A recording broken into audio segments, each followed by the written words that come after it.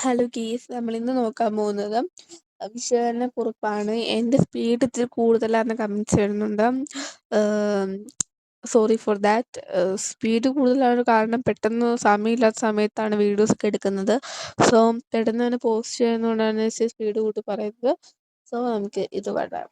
വിശ്വവിദ്യാലയം എന്നതുകൊണ്ട് ഉദ്ദേശിക്കുന്നത് എന്താണ്? അത് വിശകലനക്കുറിപ്പ് ചെയ്യാനാണ് പറഞ്ഞിരിക്കുന്നത്. വിദ്യാലയം എന്നത് അറിവ് പകരുന്നതാണ്. വിശ്വം എന്ന വിദ്യാലയം അറിവ് പകരുന്നതാണ്. വിദ്യാലയം എന്നതാണ് ഒരു അറിവ് പകരുന്നതാണ്. വിശ്വം എന്ന വിദ്യാലയം അറിവ് പകരുന്നതാണ്. വിശ്വം എന്ന് വെച്ചാൽ നമുക്ക് ലോകം എന്നാണ് അർത്ഥം. അപ്പൊ അറിവ് പകരുന്നതാണ്. എല്ലാവരും അറിവ് നൽകുന്ന വിദ്യാലയമാണ് ലോകം. എല്ലാവർക്കും അറിവ് നൽകുന്ന വിദ്യാലയമാണ് ലോകം. അവിടെ പ്രകൃതിയും മനുഷ്യനും ജീവിതം പാഠങ്ങൾ നൽകുന്നു. അവിടെ പ്രകൃതിയും മനുഷ്യനും ജീവിതം പാഠം. ഇവിടെ പ്രകൃതി ആർക്കാ പാഠം നൽകുന്നത്? മനുഷ്യന് ജീവിതം പാഠങ്ങൾ നൽകുന്നു. ഇവിടെ പ്രകൃതി മനുഷ്യന് ജീവിത പാഠങ്ങൾ നൽകുന്നു.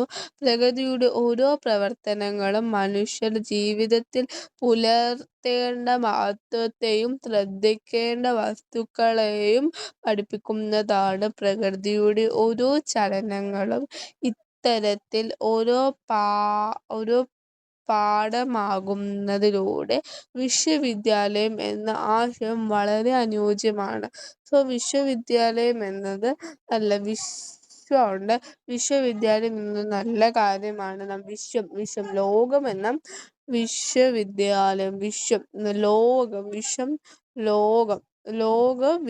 ലോകം ഒരു വിദ്യാലയമാണ്. ലോകം നമ്മളെ ഓരോ കാര്യങ്ങളും പഠിപ്പിക്കുന്നു. പ്രകൃതി ഓരോന്നും നമ്മളെ പഠിപ്പിക്കുന്നു എന്നാണ് ഇതിനകത്ത് പറയുന്നത്. ഇതിന് ഇമ്പോർട്ടൻ്റ് ആണ്. നമ്മുടെ ഹെഡ്ലൈൻ എന്ന് വെച്ചാൽ തലക്കെട്ടിൻ്റെ ഔചിത്യം ചോദിക്കാൻ സാധ്യതയുണ്ട് കേട്ടോ. പിന്നെ ഒരു ഇമെയിൽ ചോദിക്കാം. സിമ്പിളായിട്ടുള്ള കാര്യങ്ങളാണ് തലക്കെട്ടിൻ്റെ സിമ്പിളായിട്ടുള്ളത്. ഇമെയിലും ജീവചരിത്ര കുറിപ്പൊക്കെ വന്നാൽ നമുക്ക് എഴുതാൻ പറ്റും. സിമ്പിളാണ്. അപ്പം ഇനിയും ഇതേപോലെ വീഡിയോസിന് വേണ്ടി like, comment, share, subscribe. By.